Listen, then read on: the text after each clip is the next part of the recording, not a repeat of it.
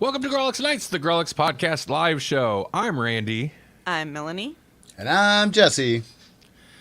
And we're here to talk about Doctor Who and chew bubblegum. Yeah. But nobody does bubblegum anymore, so we're probably just going to talk about Doctor Who. It's like, take the wind out of a cool saying. It's totally... Does anybody chew bubblegum anymore? I don't know. Like bubblegum? Bazooka Joe's out there? Bazooka Joe is still out there, and their comics are still lame. Except weird... I don't know why we had some Bazooka Joe gum here at the house a while back. But I was like, oh, I want to read the comics.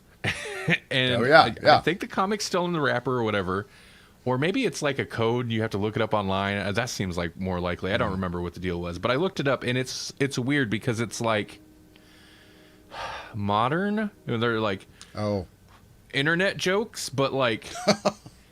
It's still Joe? Is it still Joe? It still feels so old, and like the joke itself is so lame. And I'm like, it's so weird because it's like, hey kids, hello fellow kids, like trying to be hip, but I'm like, it still feels like it's 50 years old. This comic strip. We're trying to appeal to new audiences, but we're clearly for old people that just had a nostalgia twinge. Kids don't know who Bazooka Joe is. Nor will they think that this is a good gum. No, you're right. Yeah. That's fair. Off topic, Jesse, I don't know if you had a chance to see. Apparently, guests can now stream as well. That is why I got kicked out right before we went live. Because I was going to try to log in, and it kicks me out. Because I am apparently just not logged in when I hit the StreamYard link. That's a little inside baseball for all you StreamYard lovers and users out there. If you're going to log in to StreamYard, do it before you start streaming. Gotcha. Yeah, we didn't really have a chance to talk about it beforehand. I mean, I guess we could have, because instead we were talking about Doctor Who before we went live. If we get going on a thing and we're in a lull, maybe I can do that and just add me back in. It's all good. It was a feature. I was like, oh, cool, that's neat. How much is it gonna cost? And apparently it's available to all paid plans, and we are, even though it's on the cheap discount, we're still have to have the little StreamYard logo up there. We are on a paid plan, So I could still do it because I'm a guest, even though I would still be on a free plan. Right. No, that's the main thing that I was kind of impressed about, and I'm wondering if maybe like behind the scenes if they're going to try to hit guests with upsell, because that's a little sleazy. Well, what they're doing right now, because I could, if I could show you the backside of this. For me, you can do it, but you have to log in or sign up for free. So what they do is they try to hitch the guest with an account. Well, now they've got an account. They can see how easy it is to stream. So look at this. You could do this too. It's smart, and I don't dislike. I like the idea because it's a great idea, really. And and on the account we're on now, and even if we moved up at least a level, we'd still be limited to 3 streaming destinations. It expands the streaming destinations, but it is a slightly devious. I guess maybe it's not devious. It's smart marketing, but it's like a funnel. It gets your guests to sign up, and they have one more opportunity to potentially upsell someone onto a plan, because if they start to stream and they are using the free account, they probably will want to get a paid account as well. Yeah, but I got to put this up. Maybe the cheapness level, but... Right, I just got to put that up there just to make sure that people don't think this is like a sponsored segment. Audio listeners, we have a badge of cheapness. We do. We wear it like a scarlet letter. Wait, that's not good, is it? The scarlet letter? Yeah. It's all right. I mean, the book was, but wearing one wasn't. Oh, okay. But that's not what we're talking about tonight. We're talking about, at some point, we're going to switch over to a Grawlix podcast episode and talk about Doctor Who. That's right. It's time traveling all around. We're going to continue our Dr. Donna revisit, I guess. Series 4 of Modern Who. 10 and Donna Noble for just an exciting pair of episodes. And yeah, that'll be the main feature. But first, have I already done this? How are you two doing tonight? I'm peachy. Doing all right. Okay, good. I do have a couple news stories to hit before we really jump into it. And Jesse, I know you've been watching things of interest that we're behind on. Actually, maybe we can do that first. I'm still on my old anime kick that nobody cares about, so I don't really have much to say that I've watched. You watch anything interesting lately? Me? Yeah. I've been watching Hunters, so it's interesting that Right. all the media that I am consuming is kind of about Nazis in space and Nazis on Earth.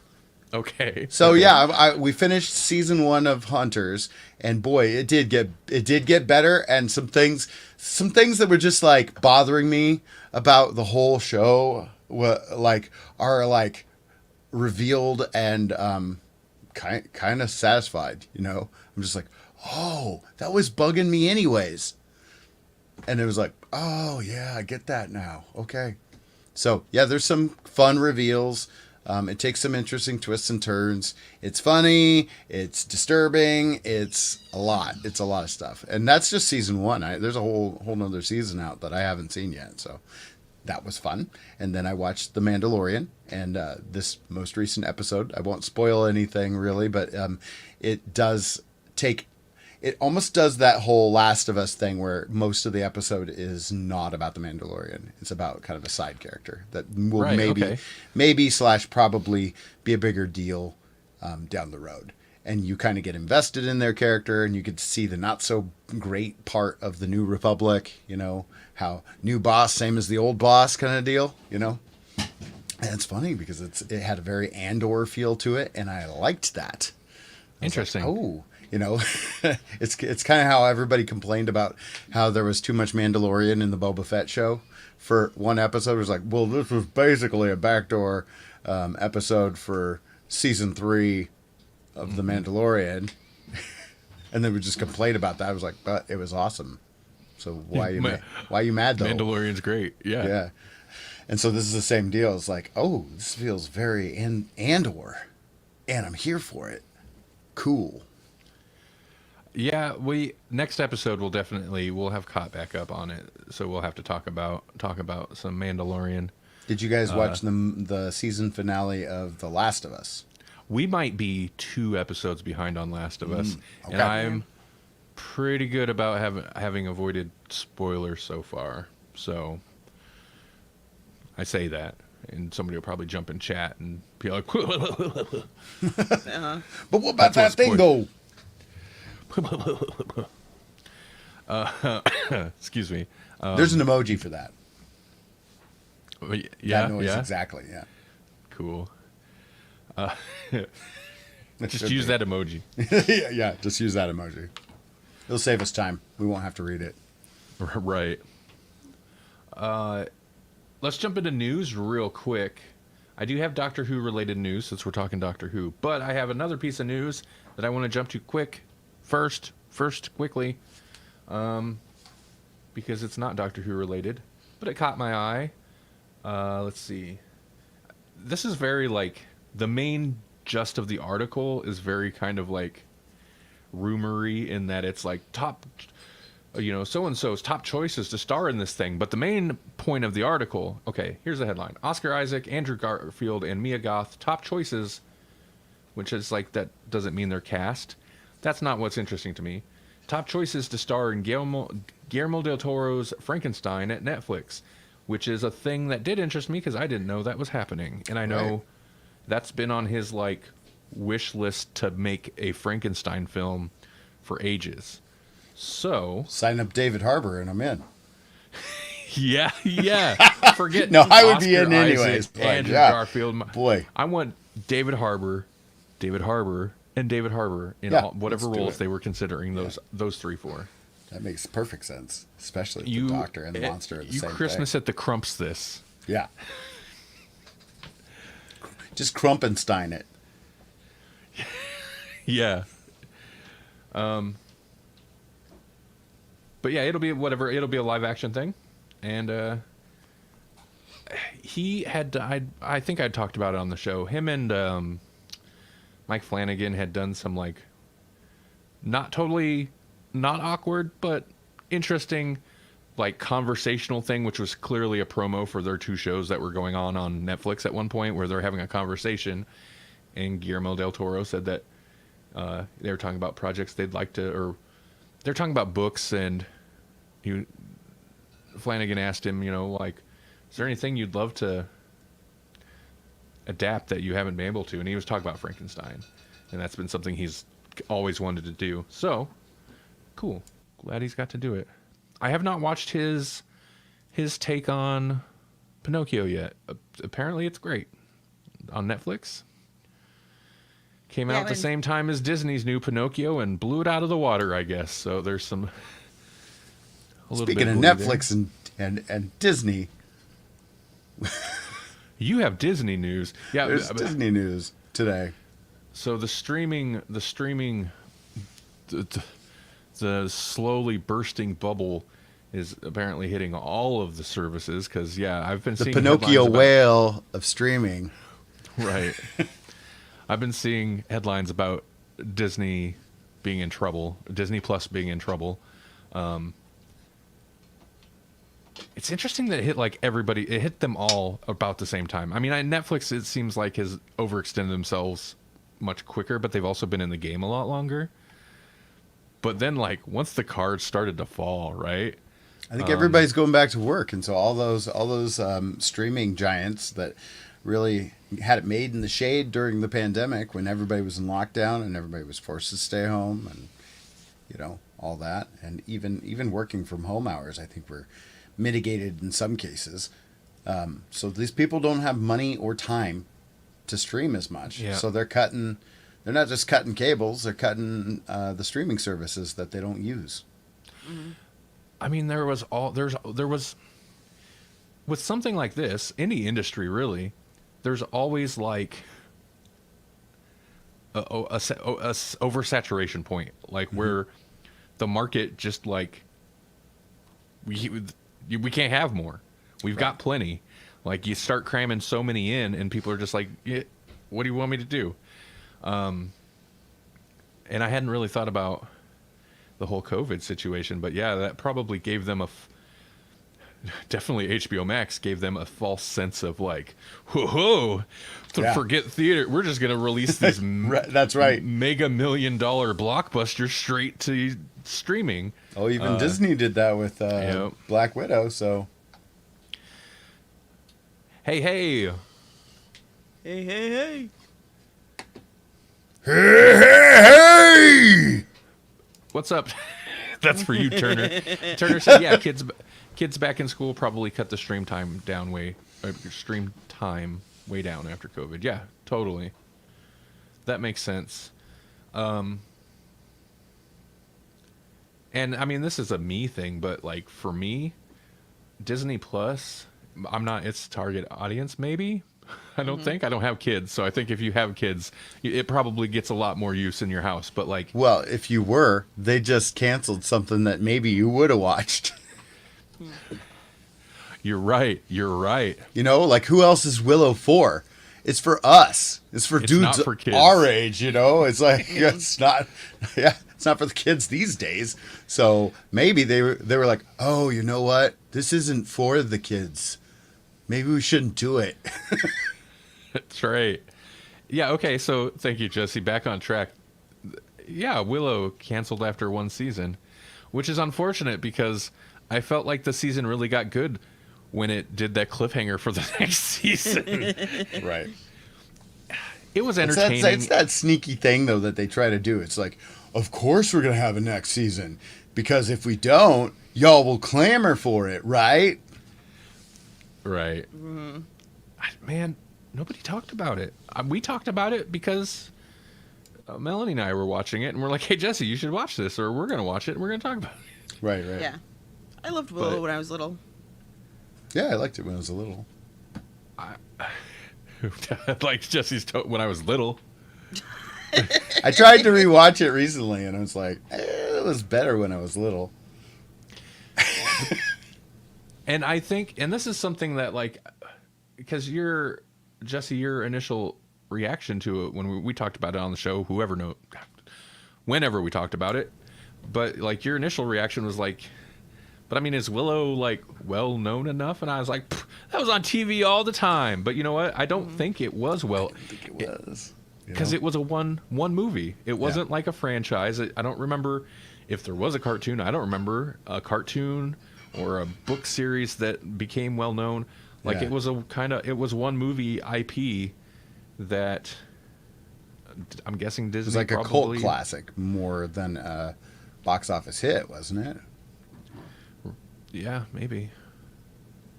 Yeah, probably. Yeah, because it was on TV all the time, or Yeah. But I mean, it never got a sequel, so I'm assuming it wasn't a huge hit. Right. Anything that did any money back then got a sequel, and that sequel was garbage. Oh yeah, the sequel would have been just really terrible and cheap, but if it did well enough, it would have gotten a sequel. Right. I mean, RoboCop got a lot of bad sequels. Yeah. That's true. Yeah, didn't he, like a direct-to-video sequel or something is inevitable for a lot of movies.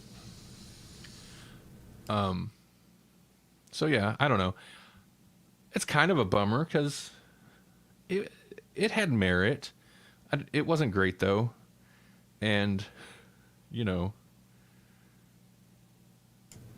Again, we were so starved for fantasy that this was pretty good. It was like, whoa, this is pretty good for fantasy. Most fantasy movies are total garbage. So, and I think where it was weak for me is where they were trying to also appeal to not us audience, to younger audience. Like they tried to bring in the like teen drama kind of thing, and that's definitely where it was weakest for me most of the time. And I don't think I doubt they captured that audience. Warwick Davis is like, we got to teach these kids how it was back in the day. Cobra Kai never dies. I'm a wizard, Harry. I'm a wizard, Harry, but I'm not a good one. Okay, well, It seemed a lot like it was more like, we were great, and then they were like, but really we weren't that great, kind of a thing, which I think is so realistic. That's like the most realistic part of the thing, Sure. I mean, I did appreciate how much they tied into the movie, and you get flashbacks to movie scenes, and that's welcome. But yeah, And whatever. I think Christian Slater fit very well as a companion of Mad Mardigan. Oh, I think that worked. Right. Yeah, He I'd buy needed to be that. in it more. Well, here's some other news. Speaking of Disney Plus streaming, oh no, I just had a horrible thought. Disney Plus is struggling, huh? Oh, yeah. There's some Oh, Doctor Who no. news for you there. Maybe Doctor Who bought into the wrong ship at the wrong time. Let's be real, Because- though. Disney's got that Disney money. They're not doing some strange merger like HBO is. They'll be able to weather this storm. They'll just offer more old movies from the vault. We'll all come back. Fuzz Bucket, Fuzz Bucket. Candle Shoe. Wait, you like bed knobs and broomsticks? Well, have we got a deal for you? I do like bed knobs and broomsticks. Now there's a Disney Plus series sponsored by Magic Spoon. What is your obsession with Magic Spoon? You're gonna will this into existence. I'm gonna will this into existence. Sponsorship. Yep. They'll be like, Tell us about your audience. What kind of numbers you're getting? Doesn't matter. Have you heard how many times we talk about you? We've built our show as a Disney Spoon sponsorship parody. Disney Spoon.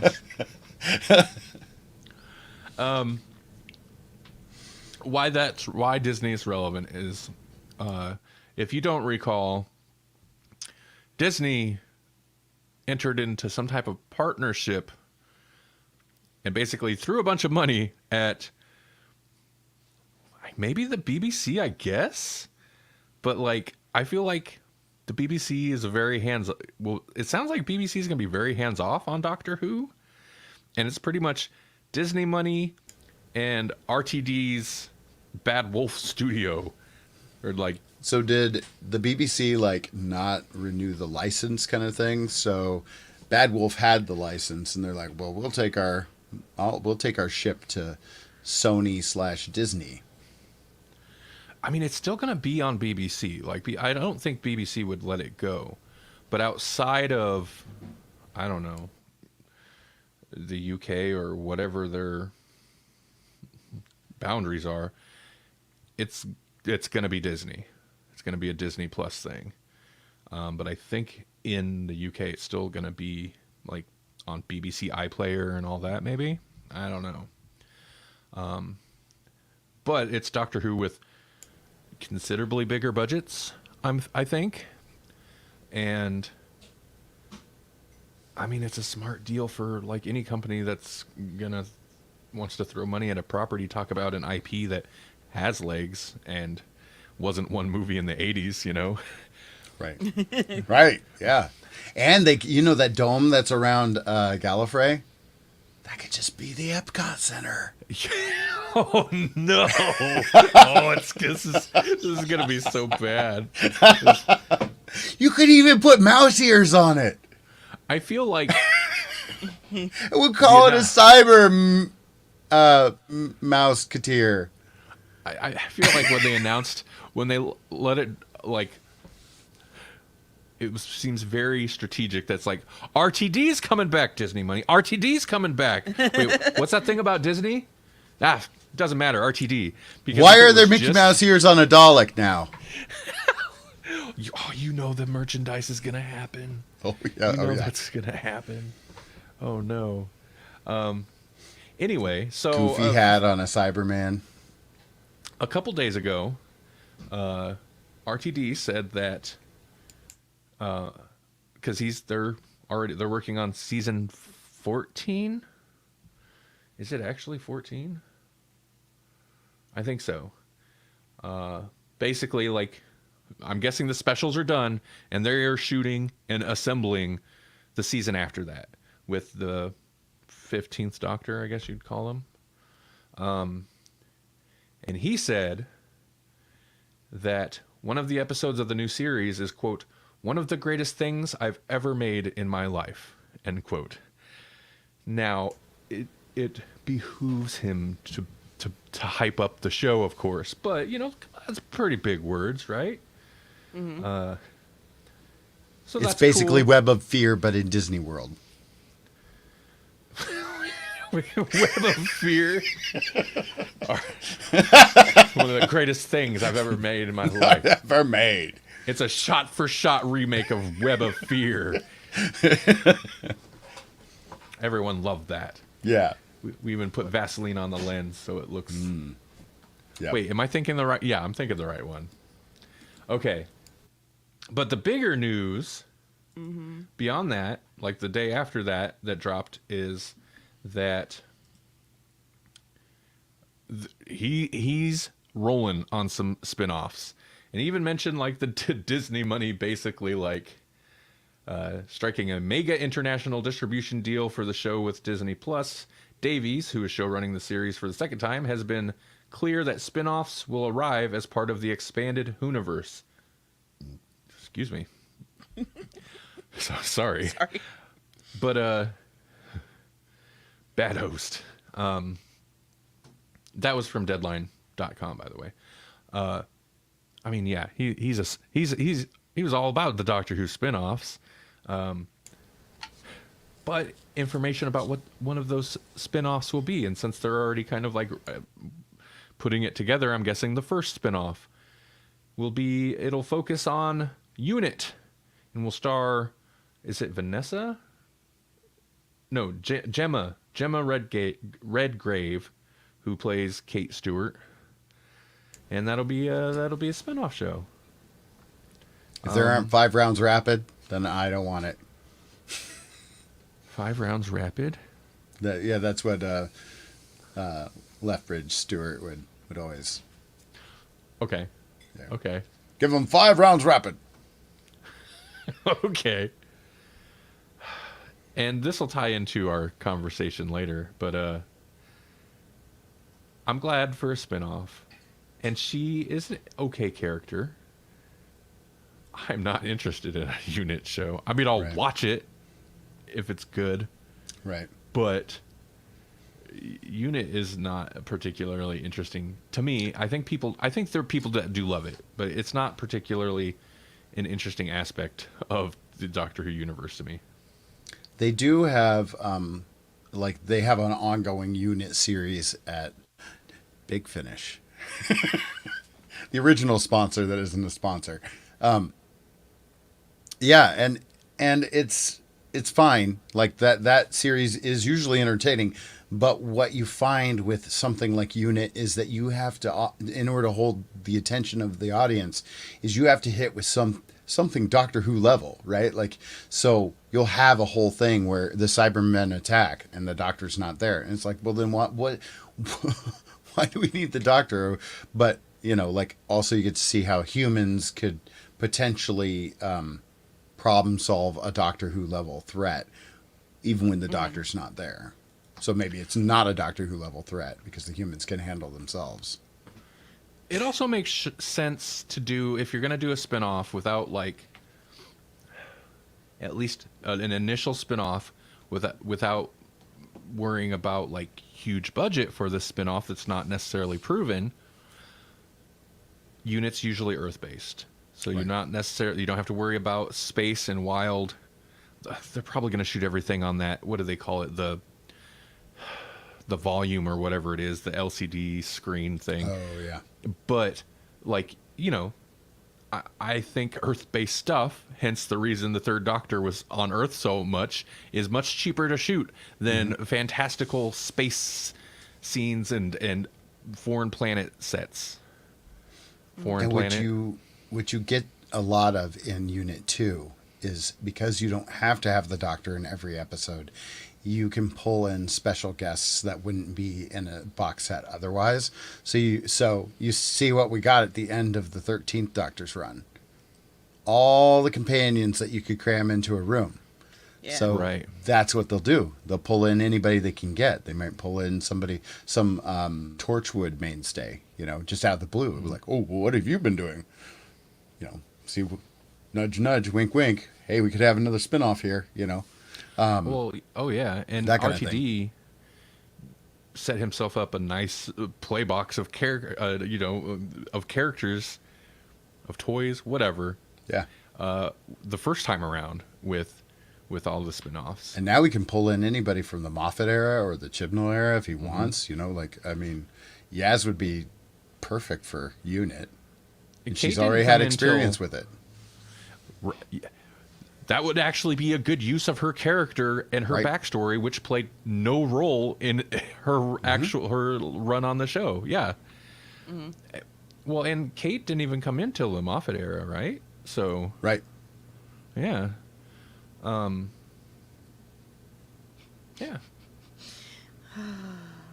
Are we? What? Are Are we? we talking about the show yet? No. It's still news. Turner had said Star Wars franchise is why he got Disney. And that makes... First off, do you think... Because we weren't the only ones to say it, obviously. But when we're like... Disney just did Doctor Who better than Doctor Who does with Loki. Right. And I'd seen articles that mirrored that same sentiment. But do you think that's about when they're like, Doctor Who, huh? Family-friendly content. We wouldn't have to make it. Sign us up. Right. So much 60 years of possible fan service we could play to. Oh my god. Oh man, Yeah. if they I don't know how far reaching their agreement works. It's probably just the modern stuff, but if they could get all 60 years of content, whoa, that just becomes like a major source of streaming and restreaming for Disney. Right, because even because right now HBO Max still has New Who streaming rights, but it's just New Who. It's Right. not the classic Who. I think BritBox has all the classic Who stuff. I think that's the only place you can get classic Who at this point. Yeah, well, and Tubi and some of the free ones do, but I don't know that you can access any of that on demand. It's just whatever episode's on, Right.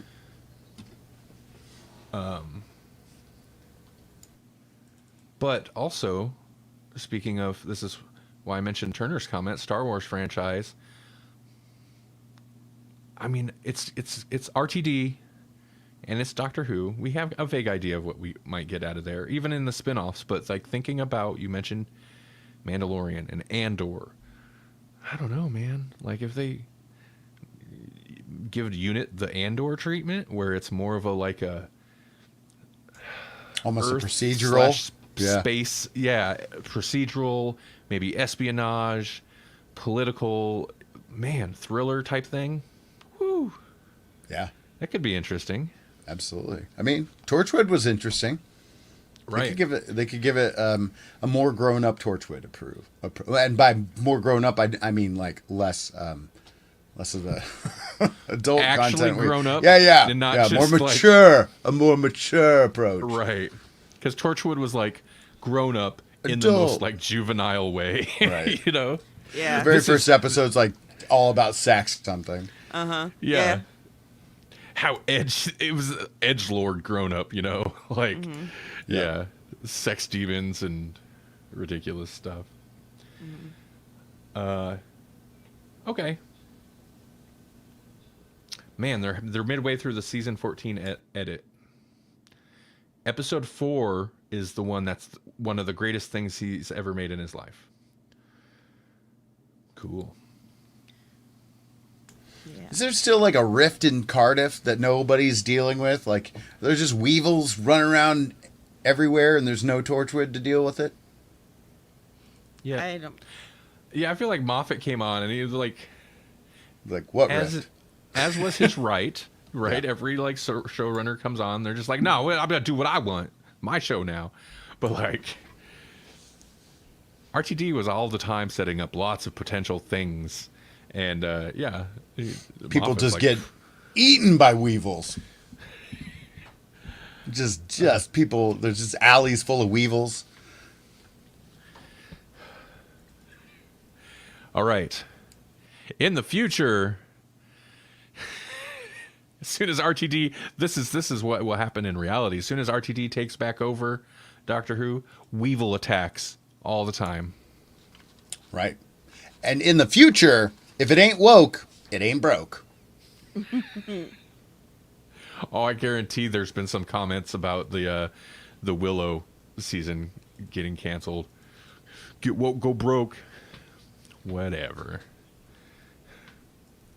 Hey, welcome to the Grawlix podcast. We're here to talk about Doctor Who. Yeah, we're suddenly in a different show. Yeah. Here's what we're talking about. We are continuing our Dr. Donna journey. Season 4, or Series 4, for you Brits. Episode 4 and 5. Episode 4 and 5 of New Who. The Sontaran Stratagem and the Poison Sky. With the Doctor, Donna, and Martha. Mm-hmm. What were you going to say, Melanie? I can't take Sontarans seriously because they're baked potatoes, and they're not scary at all. Moffat was always a little super. cutesy with his Sontarans, right? And he had the one character, I can't remember, Strax or whatever it was. Yeah, Strax. Yeah. Who was like just a comedic character. Mm-hmm. But and so, you know, Moffat is a little too cutesy for my taste at times. But I don't know that he was wrong to treat the characters that way. They are just seem inherently goofy. Yeah. Mm-hmm. I guess. But if they're gonna be goofy, can't they be cute? They have to be like, you know, if they're gonna be goofy, they should be fun and not like a toe. Yeah, I was about to say a gnarly stub toe looking at you. Yeah, I think the idea originally was that they were gross looking, right? But they're almost too smooth and weird looking. Then, you know, like they're not like a horrifying monster. They're just like, they just kind of look dumb. Yeah, they're not intimidating. Right. And they're short. Yeah, like that doesn't help. If I remember right, the first Sontaran, that was Third Doctor era stuff, wasn't it?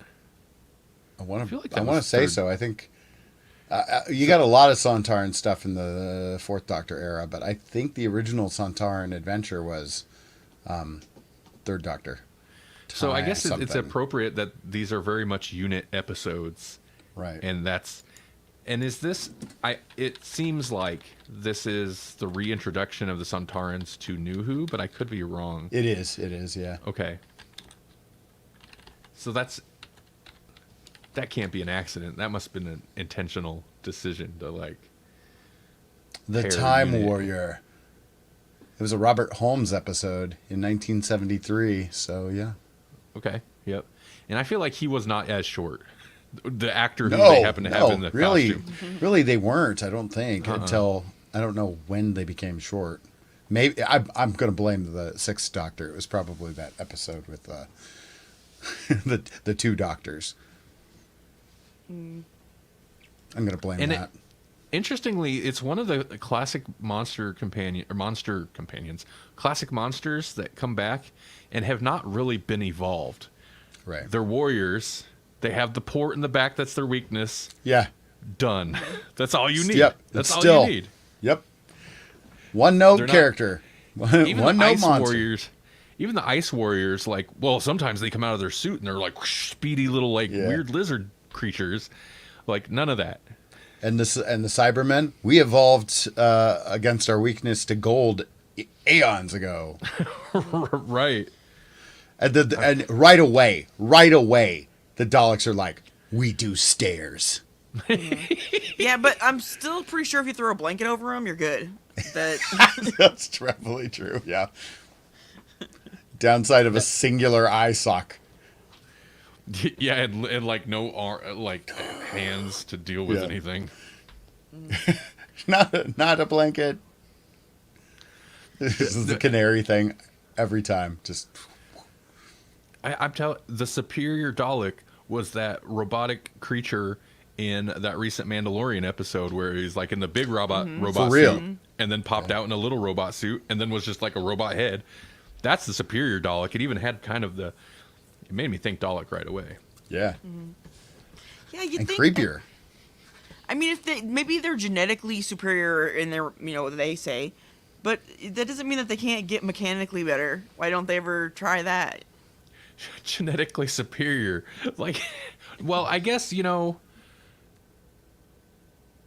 that is one thing Chibnall era contributed to, like, classic monster lore was making a Dalek outside of the suit kind of an actual threat and creepy and, like, it'll ride yeah. you around like a skin vehicle, Yeah, that was fun. As much as I bag on Chibnall, he actually did all right when it came to the Daleks. Like, some of his better episodes, in my mind, were Dalek episodes, surprisingly. Right. Well, I mean, I know we're not talking about this episode, but he had interesting ideas. It's just some of the ideas were maybe leave him on the floor, but like the execution of a lot of it, whether it was his fault or not, and I'm going to say a lot of it is because it fell on the writing, Yeah. just wasn't great, in my opinion. Speaking of, though, great writing, maybe. Okay, so Potentially. the Sontaran Stratagem and the Poison Sky. Watching this, Zildar, what's going on? Oh, I was hoping it would show the emoji if I popped it up there at least. Oh, Zidor. There's no L in there. My bad. Anyway, these episodes, watching this, Melanie's like, I don't remember, which shouldn't be a surprise, but she's like, I don't remember this at all. Yeah. But I feel like,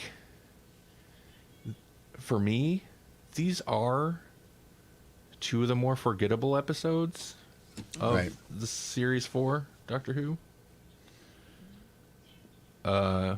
There's some fun moments in there, like we get that whole reunion scene between Donna and Wilf. Like that's a fun little human moment where I'm just like, oh man, this is the kind of stuff that Moffat and Chibnall tended to forget or overdo way too hard, and this felt more genuine to me, even after years. I don't know. Wilf has some much too large of arm movements. I don't know who he's trying to flag down, like half the planet, but it was ridiculous, and I thought it was strange. But Melanie had things to say during that scene, and I was like, Wilf acts through his arms. He does lots of big this and hands on face. Like he's a very emotional guy. And I was feeling it. I was like, oh my God, he has not seen her for days. I think the brilliance of that, well, that's it. I think the brilliance of that is like, she's been gone like a couple days, a few days, 3-4 days tops, maybe. And, her mom's just like, oh, you're back, and just starts harping right away, right? But Gramps knows where she is, where she's been. He knows she's been out in space doing crazy space things. And I like that aspect to the writing of that scene. I do too. I just don't like him trying to fly away when he sees her. He's easily overcome with emotions because that is his role. Is to be really is, emotional in everything, every scene he's in. But he's Wilf. He's great. So if you don't remember, listener, what these stories even are, these are very unit-heavy episodes. Martha comes back into the fray. Martha is calling the doctor in. She's working for unit now. Calling you home. Yes, and pulls him in, and the whole story is Atmos. There's basically some attachment for your car that reduces the emissions to 0, and also has to apparently also be your GPS. It's like, what does the GPS have to do with this emissions device? But whatever. I think it's like an OnStar type thing, or it's supposed to be. Right. Right. Yeah, you're right. And this was 2008, so yeah, that's prime OnStar, right? Period, maybe? I don't know. Nobody who has OnStar. But it's tying into the emissions thing, GPS, self-driving cars a little bit, even though it's a thing they attach to whatever cars. Yeah.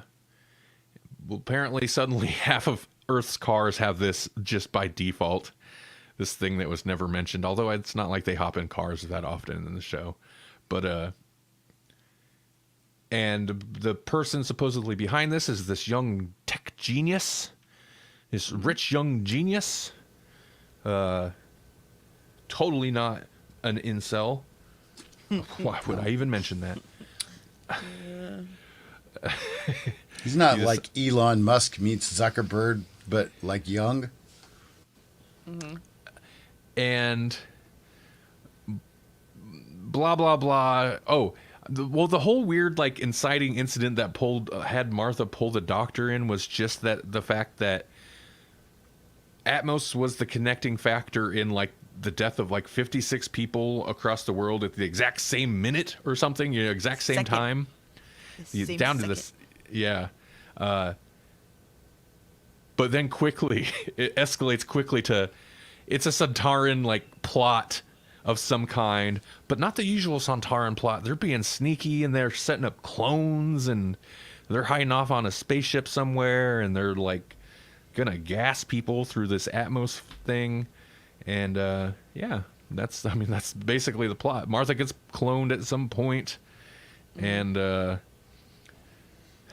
turns out they're Doctor just trying jumps through a thing he finds in the guy's room. He just teleports himself onto a Sontaran base and then teleports back. That's not unusual for him to do, though. No, that's true. It's super reckless of just like, oh hey, that's a teleporter. Bwomp, where's this go? You know? Man, he used to do Right. that all the time. Get on some weird alien ship and just teleport all over the place.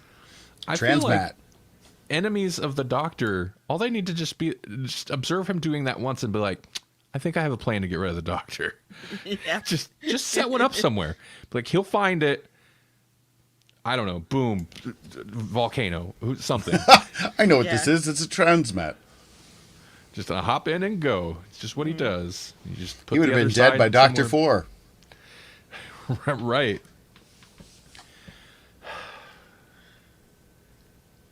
But you know I think what?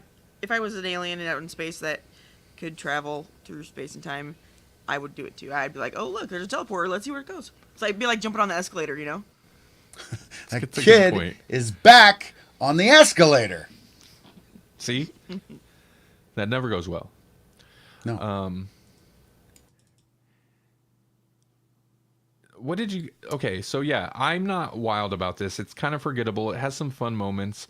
It has a great callback to Are You My Mummy? Are You My Mummy? In the... I think the second part, because one of the unit guys gives them... They're all putting on gas masks to go outside, and he puts on the gas masks and says it to the unit guy, and the unit guy is like, what are you talking about? But we know that's the episode that got Randy to watch Doctor Who. Yeah. You know what? And I think Doctor Who knows because they've referenced that one. They've referenced that one. Just a couple this times. once, everybody lives. Yep. What'd you guys think of these? Um, They kill a lot of people. Yeah. I forget just how many people have to die in a Doctor Who episode. This is definitely during RTD's race to like bigger and bigger stakes every episode potentially. This is obviously like the whole world's at stake, but in that like it's like some newscasters delivering some very like over the top. It's like end times biblical proportions of like, you know, whatever. But they mention hundreds of people in the middle of like Tokyo and larger cities have died already, blah, blah, blah. So yeah, lots of people In this dying. score creep of RTD, we have already seen the Master, after all. So, That's true. like, That's true. this is the season after that. We did have the Dobby Doctor, so yeah, and I forget a lot of things, a lot. But this one I really didn't remember at all. And, you know, that's something. And I don't- you're not really regretting that you had forgotten this one. No, because there's nothing special about it, really. It's similar to many others that I've seen, and nothing about it stands out, really, you know? This was a cameo opportunity. Right. Bring in an old companion and an old monster. Yeah, but if you're going to bring in an old companion, at least make it somebody who's slightly interesting. Martha's like the most boring person there is, and I think she's even more boring in this than she normally is. We have missed her for at least 4 episodes. Right. She's old companion at this point. Listen, there's this Rose is on a screen for a split second before Donna comes in to frame and like changes the channel. That's more exciting than what Martha. You know, and I don't know what it is. Martha, they started strong with her. It's like she's a doctor. She's super smart. Interesting idea for a companion, but like it's like they started with a blank slate and then just didn't really finish. I don't know. Maybe This or maybe almost it's- makes her. This almost made her worse because it's just like that was the whole thing. Is like, is this what you do to people? You turn them into soldiers? Is that what happens? And it like, yeah, that's what happened to her. Like that is like she was a doctor who could, have done anything, but instead she became basically a military doctor. Yeah. Which doesn't. Yeah, I mean, yeah, she did do a doctory thing. She was doing a checking on the workers and stuff. I mean, I liked that. I wish there would have been a little bit more about these like kind of zombied out workers who never take sick days at this factory. But even so, like partway through, she gets cloned, so real Martha's off screen, and we get literally practically blank slate Martha, who's just standing there looking somewhat ominous occasionally and resetting the nuke code or whatever. Like, and that's pretty much her whole role throughout most of it, which is a little disappointing, I guess. Yeah. It's disappointing if you had expectations for her, but And she's sorry, she is a doctor, and she's got other things going for her, and she ends up with UNIT. Meanwhile, old guy who has nothing jumps into volcanoes going after bad guys. You know what I mean? Right. She's boring. I'm telling you. You're right. Even Graham, who's on his own, he's like living an adventurer life. Right. Yeah. When she eventually just becomes a one-note unit character. Like the last time we see her is just her and Mickey on a unit date shooting bad guys together. Pew pew. We're like, Right. wow. And then the next time we see her, she's in Torchwood to do a doctory thing. Well, not all the companions can be great, right? Right? Sometimes I will you get say one accurate. thing. Kind of jumping to a slightly different topic. Not to just keep crapping on these, because these are fine. These episodes. I do think these might be, at least so far, the weakest of the season for me. And especially like there's some interesting stuff between like Donna and like her kind of like Martha infecting Donna with her worry about her family. That seemed a little bit like, Martha, shut up. She seems fine until you started talking to her about stuff. You gave her your anxiety. Yeah. But I think part of like the forgetfulness for me, and this is kind of part of my beef with any time like UNIT needs to show up, is we're suddenly in warehouses and factories, and it's very bland looking.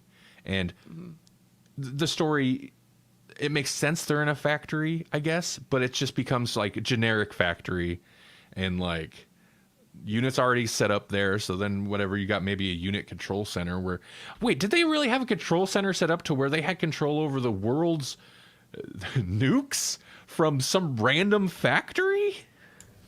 No, they had control of the world's nukes from a freaking phone. That's right. She was changing it on her phone. I mean, she's got a high clearance level. If she could just like, I think that's why they needed Martha specifically, because she had a high clearance level. But yeah, I mean, I think that's kind of part of it. It's just like not super interesting locations. The villain guy, the human villain, could potentially be interesting if he wasn't so cartoonishly like kind of and embarrassingly over the top. And He's a kind big of fan pathetic. of the Sontarans, you know. He's just like what? How do you make the Sontarans more ridiculous? You have like a little white guy pretending to be one. Yeah. Oh yeah, he was appropriating their culture hard. Big time. Sontar, ha! Also, that guy was not super bright. I mean, I liked this little quirks of like, I like the pettiness between him and the doctor a little bit. I mean, the doctor wasn't sweating none of it, but he was intentionally giving the guy a hard time because he's like, this guy's kind of a jerk. I like any time the doctor comes into a room full of stuff where it's like he knows what all this is and that it shouldn't be there, and the person who's taking it seems like this is a thing that's happened several times. The person who's taking credit for this stuff's just like, well, how's he know this stuff? You know, I like that. It's like, oh, this is all very standard except this piece. No way that you made this. Yeah, and you know, come to think of it, that kid's he's so smart. He's smarter than everybody, but he didn't really make any of the things that he got credit for making. I wonder how he even come into contact with them. I don't think they really addressed that. They He probably doesn't saw really- him sitting outside crying, and they were like, "You know what, kid? We can help you get Young back girl, out." come here. You gotta start the Strax like Yeah, the misidentifying Strax, like, genders. yeah. Come here, girl. Why are you young weeping, girl. little girl? But also his plan of like, so he had this. They even mentioned like Hitler Youth, but he had this like compound set up, right? Like Where he's got that's what people I was training. thinking. It was like, that's why you found yourself a nice little like oddly military school thing, and you were like, "Oh, that's our jam." But that kid did not know how to like set.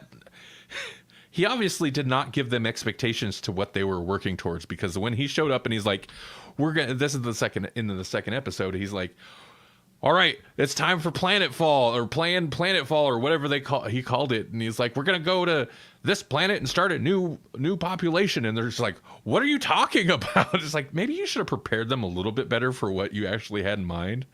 And yeah, so all his people that he was training, like they're even like, "We're gonna repopulate it." He's like, "There are breeding plans in place," and they're like, "No," and walked out. And he pulled a gun on him, and And he's definitely not smart, because you have to have 50 breeding pairs to avoid, like, problems. yeah. Or else, do you want air vents in the back of your neck? That's how you get air vents. Yeah. Yep. Anyway, If I had an air vent, or if people had air vents on the back of their necks, I would walk up behind people and blow on them all the time. Is this thing on? I don't think you'd be very popular. Me? Or you'd be very popular. I guess it depends what that actually does to people. Right. Oh, I was thinking it was like a belly button, so it would be like,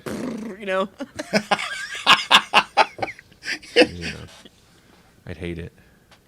Yeah. I know. I'd be like, "There's no vent on the back of my neck. What are you talking about? It doesn't exist. It's not there."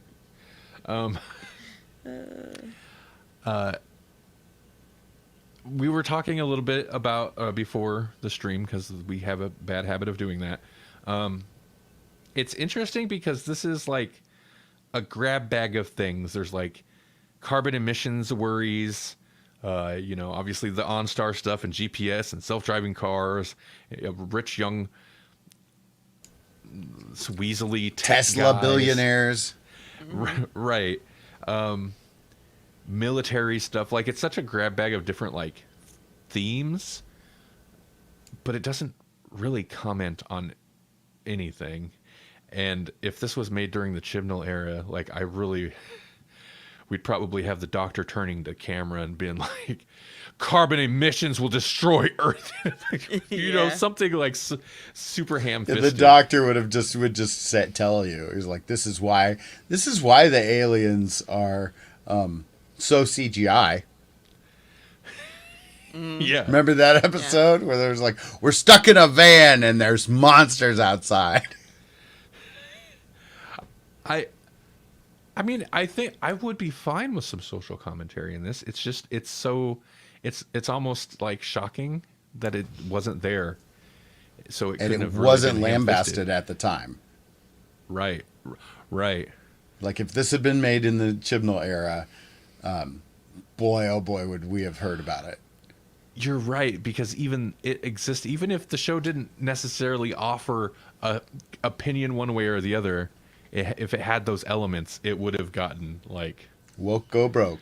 yep. Instead, I think the only thing I can remember is like, this. They tried to bring back the Sontarans. Did it work? I don't know. Uh, Yeah.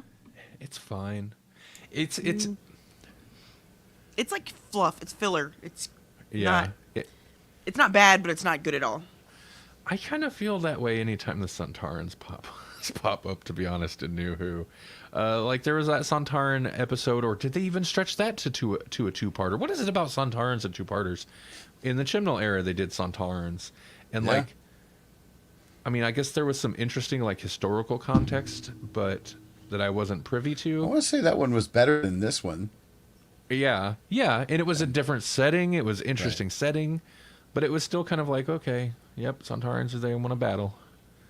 They still had they had some jokes with the horse or something. I don't know, but jokes. Usually with a horse. RTD is pretty good at reintroducing an old foe. This is probably his first big fail on that front. He definitely didn't capture the magic that he did with the Cybermen and the Daleks. Right. Why do they always have to go to the Cybermen and the Daleks? I guess at least they didn't make them. He didn't make them something they're not, which I kind of feel like.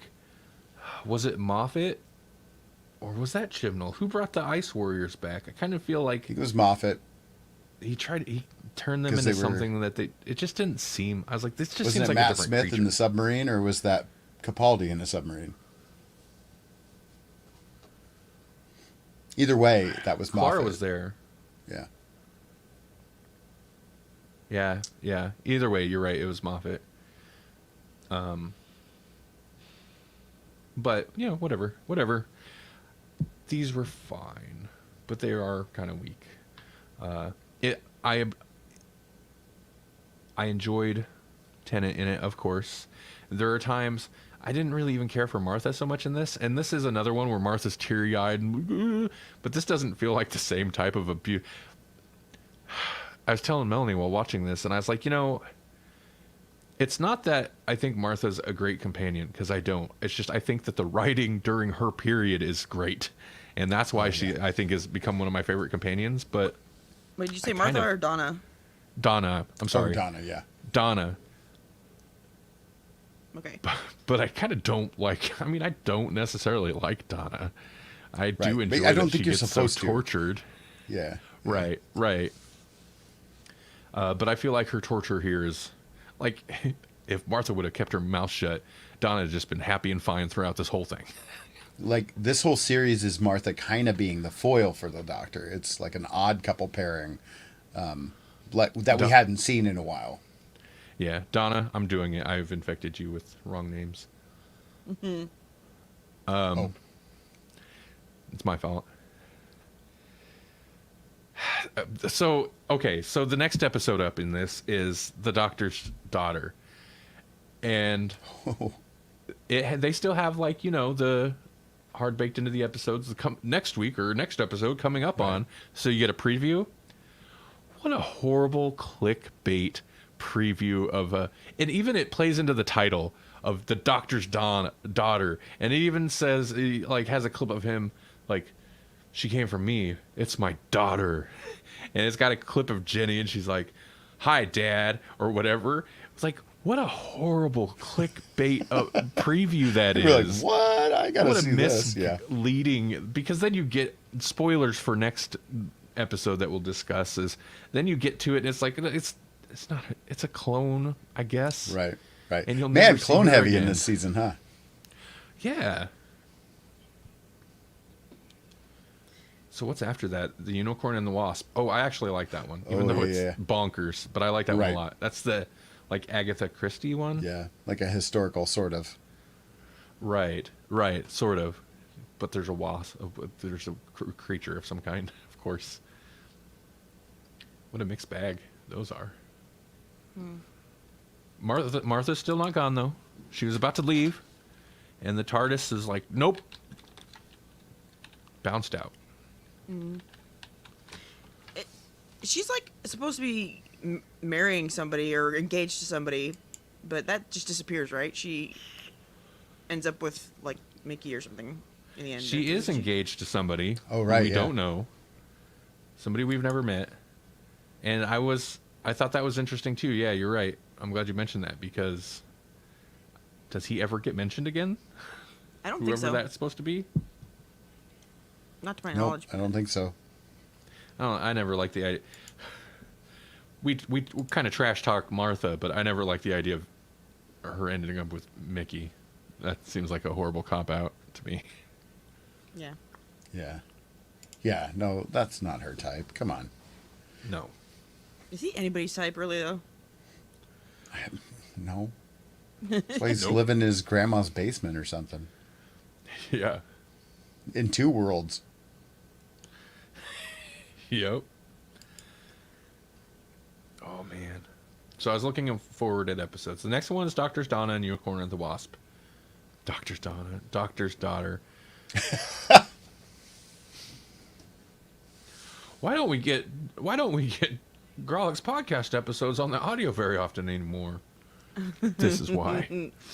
We're broken. We broke at some point. We're like, if you're on the stream, you'll catch it. If not, we ain't keeping a record. Right. We don't want you to have buyer's remorse for a free thing. Then after that is Silence in the Library and Forest of the Dead. Moffat episodes. But Yeah. man, I like those ones a lot. Who's responsible for these ones? For Helen which ones? Raynor. Oh. Sontaran, the ones we just watched. Well, I'm not going to put... These weren't bad enough to really... There's some fun stuff. I just didn't really enjoy Donna in this. I didn't enjoy Martha in this. Tenant Doctor's always kind of fun. I enjoyed, and I knew something bad was going to happen to him, rando soldier guy driving the doctor around who actually has a personality.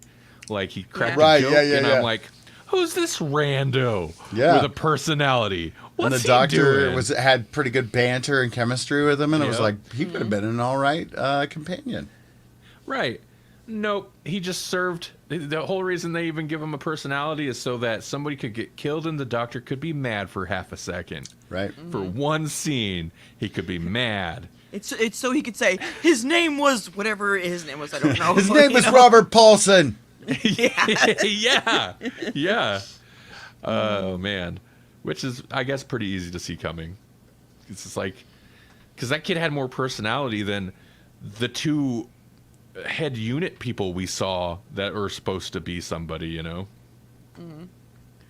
Also, what was with the lady and the head unit guy kissing at the end? And there's like, oh, it's like, Yeah. that's weird. I feel like that's somebody losing their job. I feel like she's going big to get time. fired. Oh, man.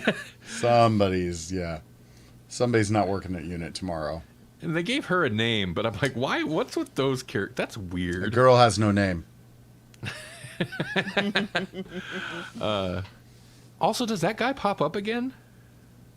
That guy did well. I kind of like the weird animosity, which is a thing they do often. Anytime the Doctor encounters unit, and it's not like, you know, a Lethbridge Stewart, then Right. it's like This is a instant, like- decidedly different unit. What'd you think about it? Like, did you like it? Because it's closer to the original military vibe, but is it like too military? Is it like over the top military? It seemed very military. It seemed very like proper, recognized, has the keys to the nukes military. Yeah. And that makes them, I think, to me, more bland, I guess, than like ramshackle, almost under the radar. We don't have much military. of a budget, but we do our best. Right. And that's I guess A queen it and country. goes to, if they're doing a throw, like they even mentioned the 70s, if they're doing a throwback to the Third Doctor era, like it makes sense to do a more proper military style unit. But something I was telling Melanie, because I was talking again a little bit about the unit spinoff that is going to happen versus something like the Torchwood spinoff, and I was like, they're both like on paper similar type of organizations, but just the fact that Torchwood is more of like shadow organization or like under the Right. radar, not officially sanctioned, like makes it more interesting to me than Unit. But Unit's like every time the MCU goes to the Agents of S.H.I.E.L.D. or something where it's like FBI guys running around. I'm just a little bit more like checked out. Just like, oh, okay, boring, Right. But that's just me. Is Unit going to be... Listen, the Unit spinoff series needs to be Andor, not Falcon and Winter Soldier. That's all I'm saying. Yeah, that's fair. That's fair. Yeah. True that. Oh, we should end this episode soon, huh? Yes. All right. Well, let's end the Grawlix episode proper, and then we can be amazed by something. Oh, okay. Future audio listeners, if you're wondering what are we talking about being amazed, first off, how can you have never watched one of our streams? And second off, check one of our live streams every Thursday at 8:30-ish Central Time. You can check it out on Facebook, YouTube, Twitch. Basically, one of those URLs / Grawlix Podcast. We'll be streaming there on Thursday night. Yep. Otherwise, grawlixpodcast.com. Go there. And his name was Robert Grawlix.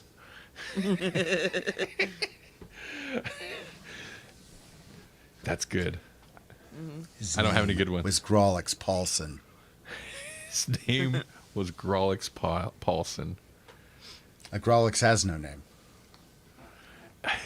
Man, you got them all. I'm just recycling the ones I did earlier. You got to Grawlix. you got to Grawlix them all. Yeah, got to Grawlix them all. Okay. Okay. Wow, that was surely an amazing episode of That Grawlix was Podcast. Wow. Where'd that come from? Just these episodes inside of episodes. I don't know. It's the Inception podcast of podcasts. Is the top going Melanie. to stop spinning?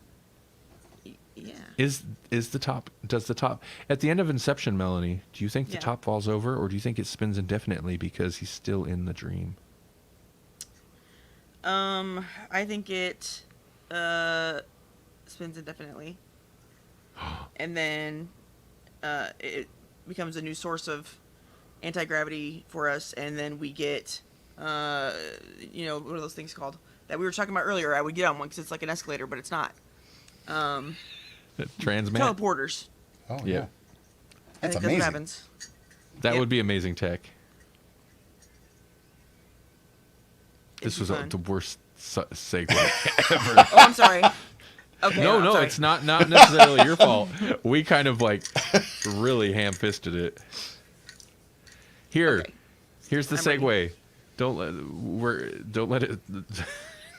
Just Oh boy! Yo, that was sure was amazing. Yeah. You know Justin what else? Roiland. Yeah. You know what Oh, else no. is amazing? What's amazing?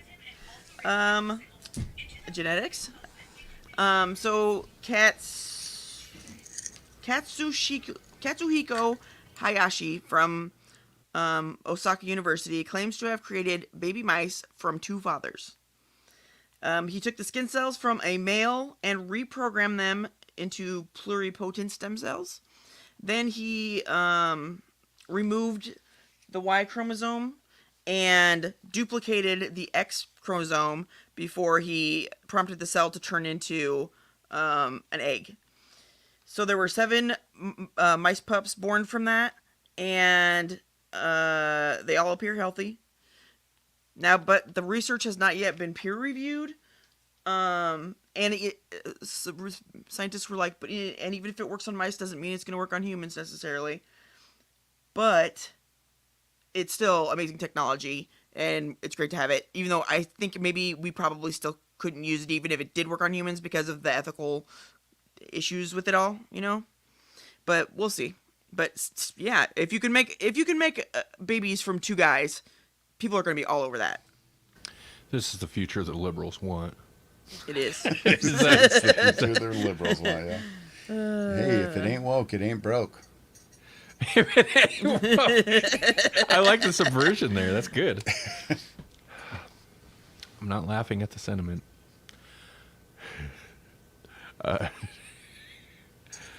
Yeah. Okay, so did they...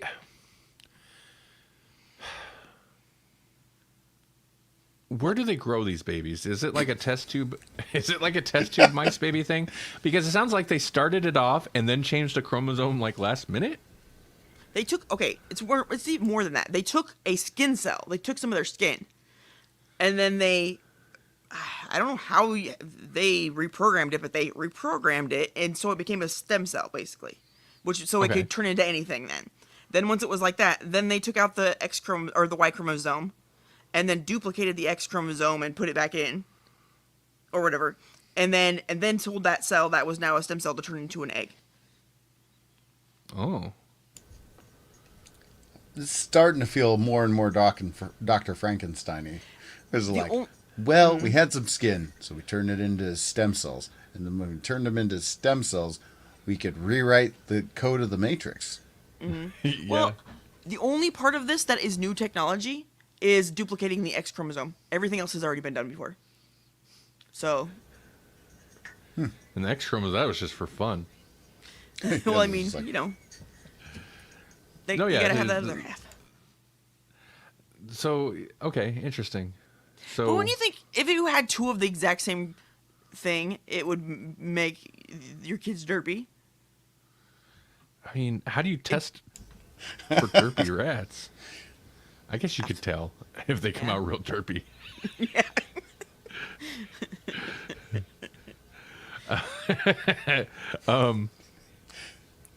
No, My kid really likes cheese. Well, it is a mouse. It is a mouse X chromosome. So, I liked that story.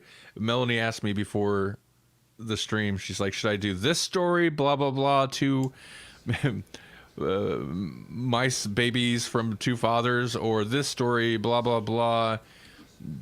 Discovering the building blocks of life." And I'm like, I think they both sound like they're gonna make religious people mad.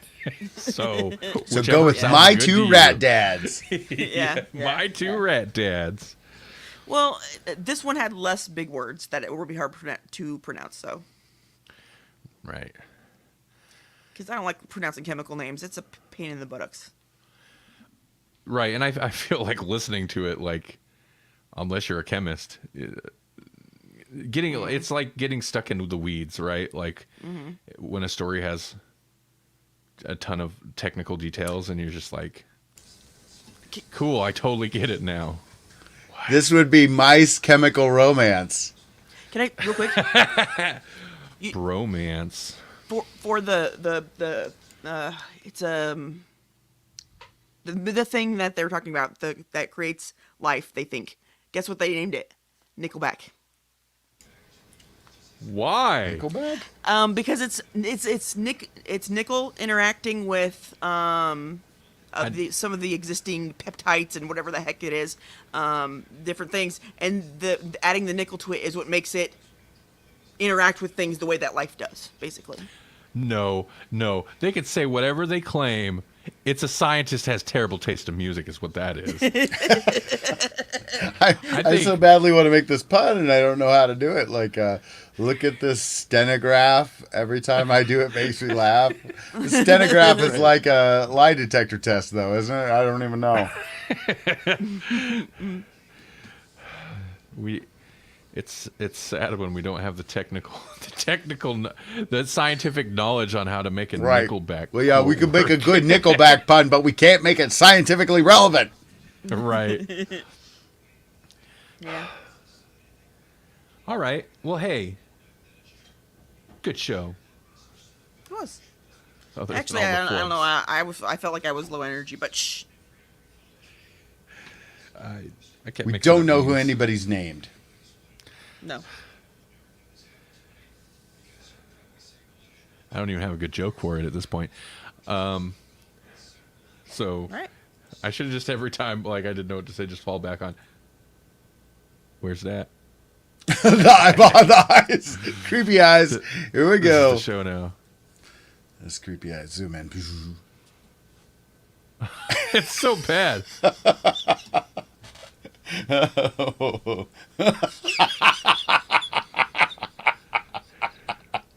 thanks for watching the Grawlix podcast, everybody. Yeah.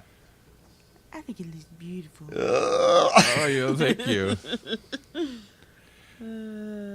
You know what's weird about it? Something other than everything right now. God, it's so much worse than speaking of, this is what happened. This is how you tell the mice come out derpy.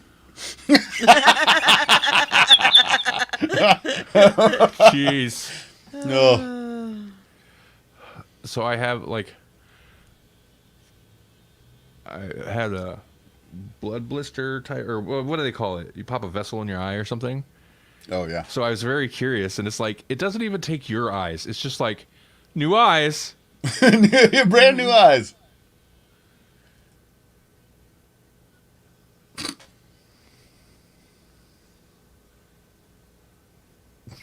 I gotta stop it. There's a reason Yeah. this doesn't go on the audio feed, guys. Yeah. I think I'm gonna leave this, all of it. All of it. What is going on? It's Okay. It's the outro. Outro Do you- bloopers. It's like Do you guys, just us yeah. laughing at you, laughing at yourself. This is when the show starts. Oh my gosh. I think they need to really update they need to add a bunch of stuff to the software. None of it should work right. It should all be goofy. Anyway, Yes. anything interesting coming up, exciting to mention real quick before we jump off of here? I don't know. No, not anytime really soon. No, Free Comic Book Day will be the next big thing I do. So, Right. and I suppose in April I'll actually be going to a con. It'll be that Lincoln show, so it's a pretty small one, but yeah, that's in April. Back to the con. Oh, I know you've gone to some already, but back to it. Yeah, give it a shot. All right. Well, thanks everybody for watching. Thanks everybody for listening. Grawlixpodcast.com. God, I'm a pig tonight.